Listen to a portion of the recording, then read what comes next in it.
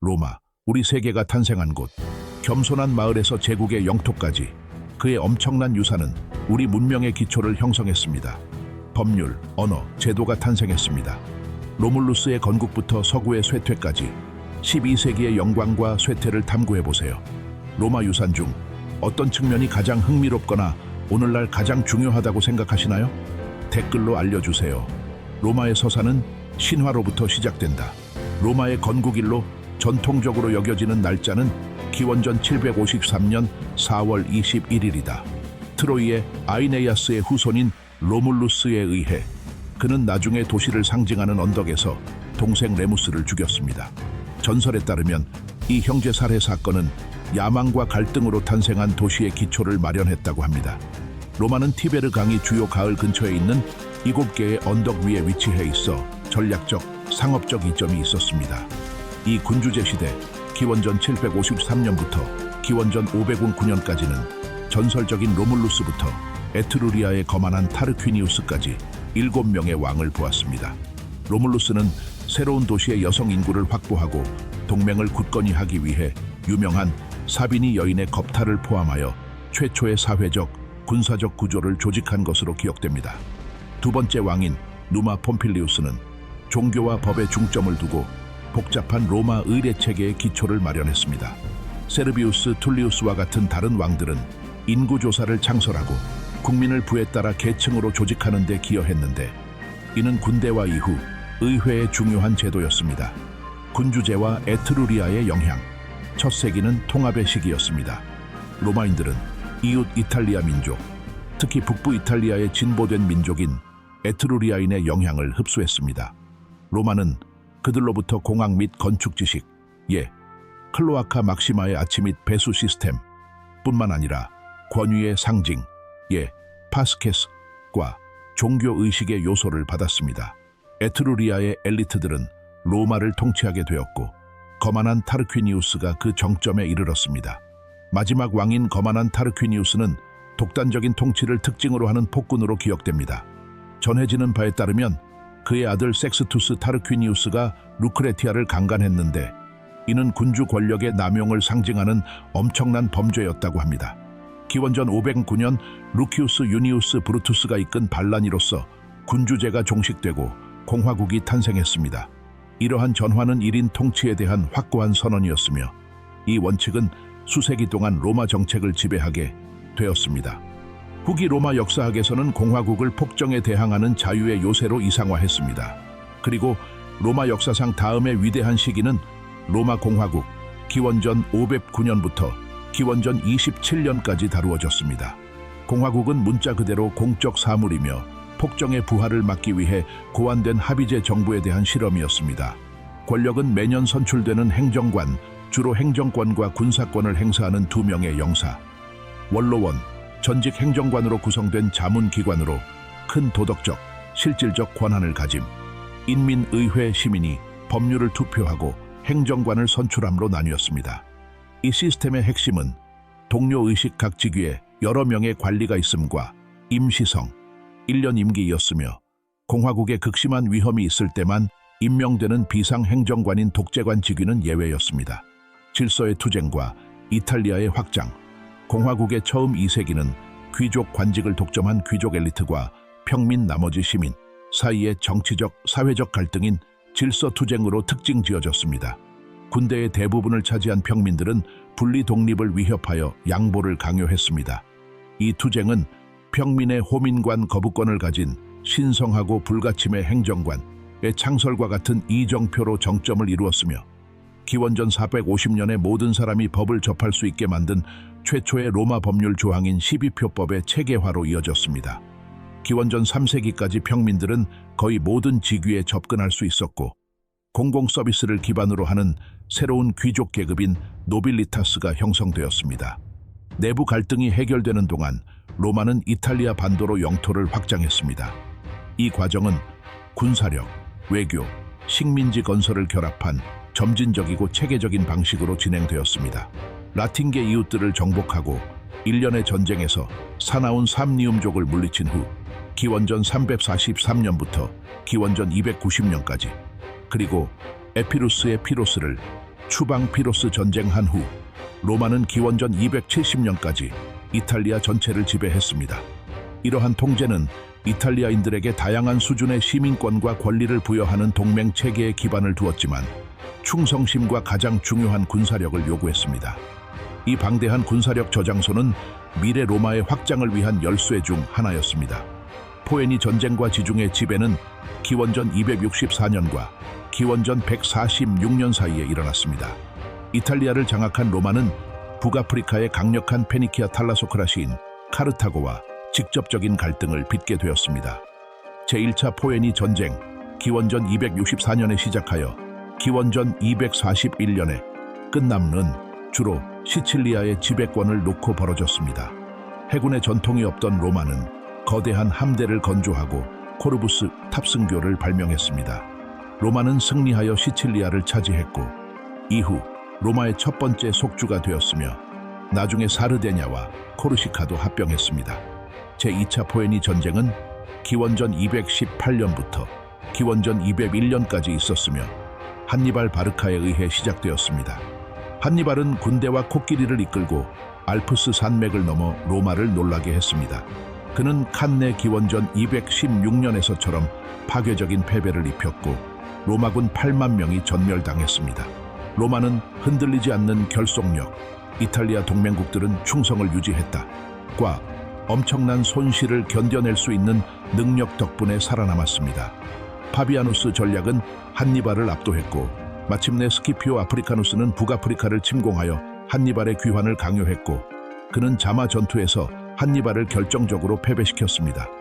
제3차 포에니 전쟁 기원전 149년부터 기원전 146년까지 지속됨 은 카토 대왕이 선동한 징벌 전쟁이었습니다. 카르타고는 포위당하고 함락되어 완전히 파괴되었으며 그 땅은 아프리카 속주로 전락했습니다. 기원전 146년에 로마는 또한 1년의 신속한 전쟁에서 헬레니즘 왕국, 마케도니아와 셀르코스 제국을 물리치고 그리스와 아나톨리아의 대부분을 합병했습니다. 로마는 지중해에서 절대적인 지배력을 갖게 되었고 시민들은 이를 자랑스럽게 마레 노스트룸, 우리의 바다이라고 불렀습니다. 위기와 공화국의 종말은 기원전 2세기와 기원전 1세기에 일어난 일입니다. 통제되지 않은 확장으로 인해 공화국의 사회적 정치적 구조가 파괴되었습니다. 정복으로 인한 부와 노예의 대량 유입은 경제적 기반을 치명적으로 불안정하게 만들었습니다. 시민군의 중추를 이루던 소규모 농부들이 돌아왔을 때 그들의 땅은 폐허가 되어 있었습니다. 이 땅들은 엘리트들이 노예들에 의해 일하는 광대한 영토인 라티푼디아를 형성하기 위해 구입했습니다. 농촌에서 사람들이 대거 이주하면서 로마는 빈곤하고 토지가 없는 시민들로 가득 찼습니다. 기원전 133년부터 기원전 121년까지 티베리우스 그라쿠스는 공유지를 재분배하기 위해 고대 농지법을 부활시키려고 시도했습니다. 그의 급진주의와 두 번째 호민관직에 출마하려는 시도는 그와 그의 형제 가이우스 그라쿠스가 상원의 보수파 옵티마테스에 의해 암살당하는 결과를 낳았고 이는 분쟁을 해결하기 위해 정치적 폭력을 사용하는 위험한 선례를 만들었습니다. 전통적 체제의 붕괴는 야심찬 장군들에게 권력을 넘겨주었습니다. 가이우스 마리우스는 군대를 개혁하여 재산이 없는 시민들을 모집하고 군인들에게 장군에게 충성을 맹세하도록 했습니다. 이로 인해 군단은 사병으로 변모하게 되었습니다. 이로 인해 잔혹한 사회전쟁, 기원전 91년부터 기원전 88년까지 이 발생했으며 이탈리아 동맹국들이 로마 시민권을 위해 싸웠고 군사력을 사용하여 로마의 권력을 행사한 술라의 독재 정권에 맞서 싸웠습니다. 첫 번째, 삼두정치 기원전 60년은 폼페이우스, 크라수스, 율리우스 카이사르 사이의 비공식적인 정치적 동맹이었습니다. 이 3인조는 힘을 합쳐 영향력과 권력을 행사해 공화국을 효과적으로 통치했습니다. 카이사르는 충성스러운 군대와 함께 갈리아를 정복하여 엄청난 부와 인기를 얻었습니다. 기원전 58년부터 기원전 50년까지 상원은 그의 권력을 두려워하여 해산을 명령했습니다. 카이사르는 루비콘 강을 건너 폼페이우스와의 내전을 촉발했습니다. 승리 후 카이사르는 자신을 영구 독재자로 선언했습니다. 그는 야심찬 개혁을 도입했지만 그의 권력 집중은 공화주의 엘리트에게는 견딜 수 없는 수준이었습니다. 그는 기원전 44년 3월 15일에 상원의원 그룹에 의해 암살당했습니다. 제2차 삼두정치 기원전 43년에 시작됨. 카이사르의 암살은 오히려 더 큰 폭력을 불러일으켰습니다. 마르크 안토니우스, 레피두스, 옥타비아누스, 카이사르의 정치적 후계자는 제2차 삼두정치를 결성했습니다. 옥타비아누스와 안토니우스의 충돌로 동맹은 깨졌습니다. 이집트의 클레오파트라 7세와 동맹을 맺은 안토니우스는 기원전 31년에 일어난 결정적인 악티움 해전에서 옥타비아누스에게 패배했습니다. 옥타비아누스는 로마의 유일한 통치자가 되었습니다. 기원전 27년에 그는 공화국의 공식적 복원을 선언했지만 모든 권력을 그의 손에 집중시키고 존경받는 자라는 칭호인 프린캡스 첫 번째 시민을 채택했습니다. 이 법은 공화국을 공식적으로 종식시키고 제국시대의 시작을 알렸습니다. 그리고 기원전 27년과 서기 180년 사이에 대제국, 원수정과 팍스 로마나라고 불리는 일이 일어났습니다. 로마 문명의 정점은 대제국, 즉 원수정 시대로 여겨집니다. 아우구스투스는 공화주의적 외관을 유지하면서 교묘하게 통치하는 황제 프린캡스였습니다. 실제 권력은 군사적 직위와 직함의 축적에 있었습니다. 율리우스 클라우디우스, 왕조, 기원전 27년부터 서기 68년까지 이 왕조에는 아우구스투스의 직계 후계자들이 포함되었으며 행정적 탁월함과 전제주의가 뒤섞인 특징을 보였습니다. 아우구스투스, 옥타비아누스라고도 함르라는 고대 로마의 첫 번째 황제였습니다. 그는 기원전 27년부터 서기 14년까지 통치했으며 주로 평화를 확립한 사람으로 기억됩니다. 그는 제국을 평정하고 군대와 지방 행정, 재정을 재편했습니다. 그는 광범위한 공공사업 프로그램을 시작하고 비교적 안정적이고 번영한 내부적 특징을 보인 2세기의 시기인 팍스 로마나와 로마의 평화를 열었습니다. 그런 다음 티베리우스가 뒤를 이었습니다. 그는 서기 14년부터 37년까지 통치했습니다. 그는 성격이 무뚝뚝하긴 했지만 유능한 장군이었습니다. 칼리굴라가 계속되었습니다. 서기 37년부터 서기 41년까지 통치했으며 그는 극도의 사치와 잔인함으로 유명했으며 프라이토리안 가드에 의해 암살당한 최초의 황제가 되었습니다. 클라우디우스가 뒤를 이었습니다. 서기 41년부터 54년까지 통치했으며 영국 정복 서기 43년 삼원과 제국 관료기구의 확장을 통해 유명해졌습니다. 마지막으로 네로는 서기 54년부터 68년까지 통치했으며 서기 64년 로마 대화제의 범인으로 지목되고 기독교인에 대한 최초의 체계적인 박해를 시작한 것으로 알려져 있습니다. 군사 반란으로 인한 그의 자살은 왕조의 종말을 의미했습니다. 좋아요, 구독, 공유 부탁드립니다. 사왕의 해와 플라비우스 왕조, 서기 69년부터 서기 96년까지. 서기 69년 후에 이는 황제를 임명하는 진정한 권한이 군대에 있다는 것을 보여주었습니다. 내전 이후 베스파시아누스가 승리하여 플라비우스 왕조, 베스파시아누스, 티투스, 도미티아누스를 건국했습니다. 이 왕조는 제국을 안정시키고 재정 질서를 회복했으며 콜로슴 플라비우스 원형 경기장을 건설했습니다. 오현제 우셴디, 서기 96년부터 서기 180년까지. 이 시기는 제국의 황금기로 번영과 안정, 그리고 입양을 통한 평화로운 계승이 특징입니다. 네르바는 서기 96년부터 98년까지 통치하며 그의 통치를 끝냈습니다. 입양의 전통은 히스패닉계 트라야누스가 선택되면서 시작되었습니다. 그는 서기 98년에 지휘권을 잡았고 서기 117년까지 통치했으며 전반적으로 매우 훌륭했습니다. 그의 지휘해 제국은 다키아, 아라비아, 페트레아, 메소포타미아, 비록 후자는 상실되었지만 를 정복하여 영토를 최대로 확장했습니다.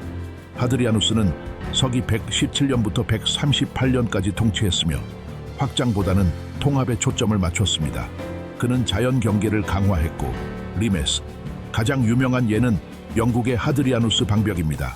그 후 안토니누스 피우스가 138년부터 161년까지 집권했으며 예외적인 평화의 통치를 했습니다.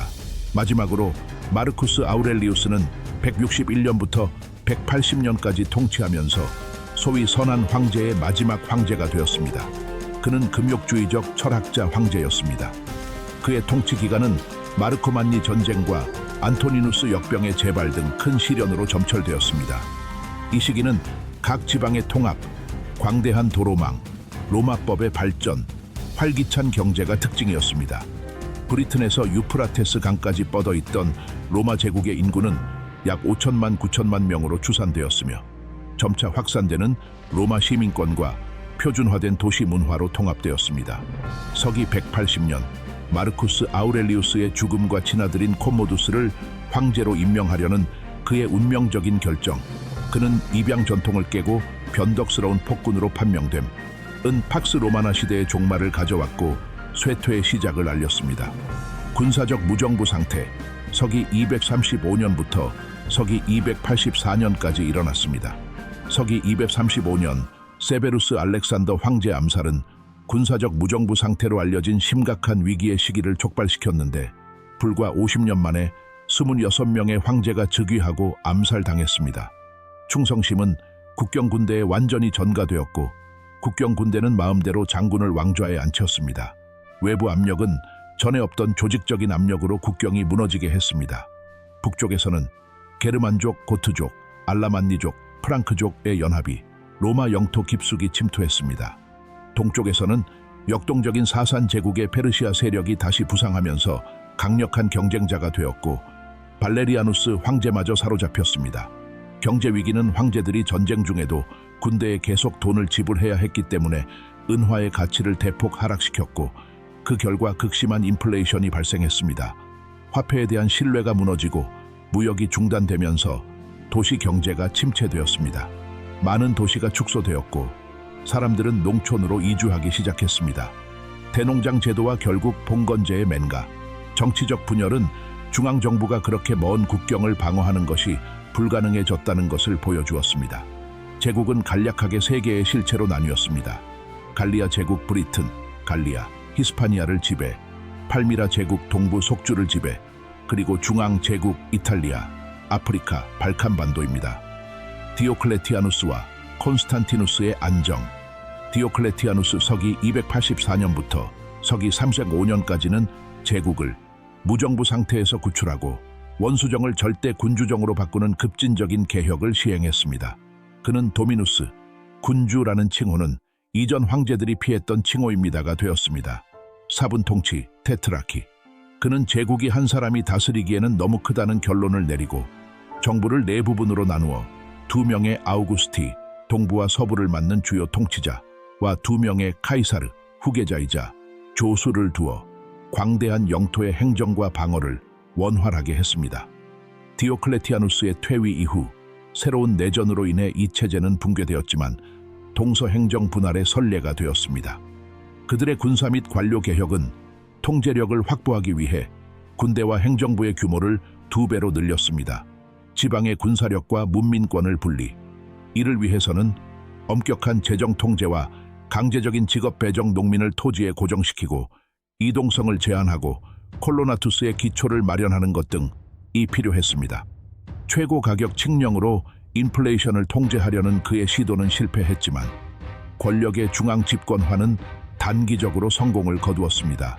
콘스탄티누스 1세 대왕, 서기 36년부터 서기 3색 37년까지 은 4분 통치 전쟁의 승리자로 등장하여 제국을 그의 통치 아래 통일했습니다. 그는 서양 역사의 흐름을 새롭게 정의한 2가지 중대한 결정을 내렸습니다.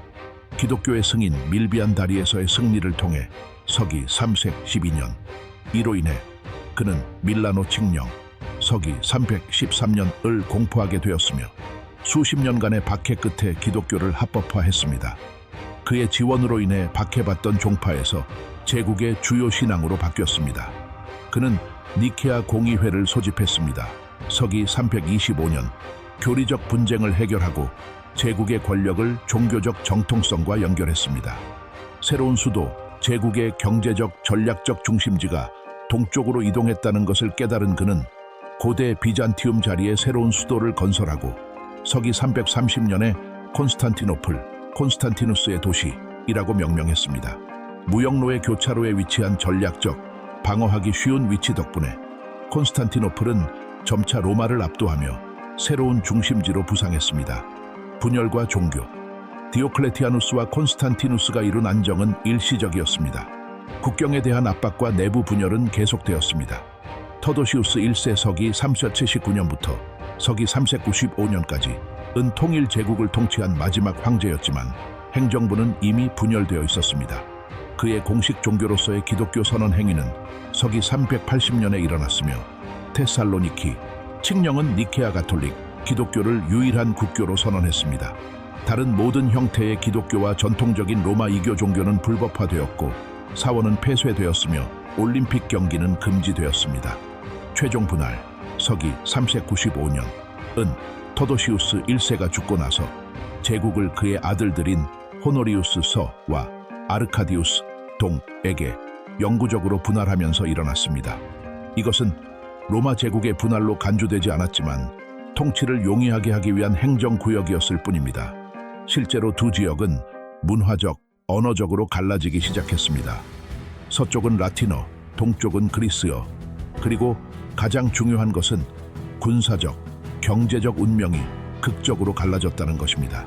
동로마 제국은 더 부유하고 도시화도 더 잘 되었으며 방어에 필요한 자금을 조달하고 침략자들을 쫓아내는 능력도 더 뛰어났습니다.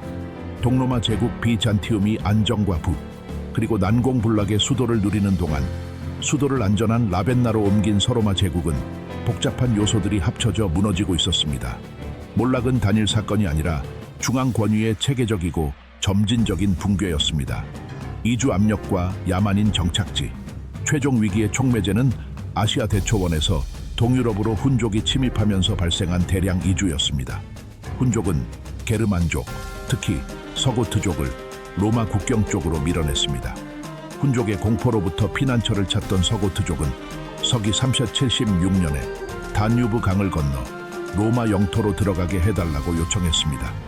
그들은 부패한 로마 관리들에 의해 학대와 착취를 당했고 반란을 일으켜 아드리아노플 전투 서기 378년에서 황제 발렌스를 물리치고 죽였습니다.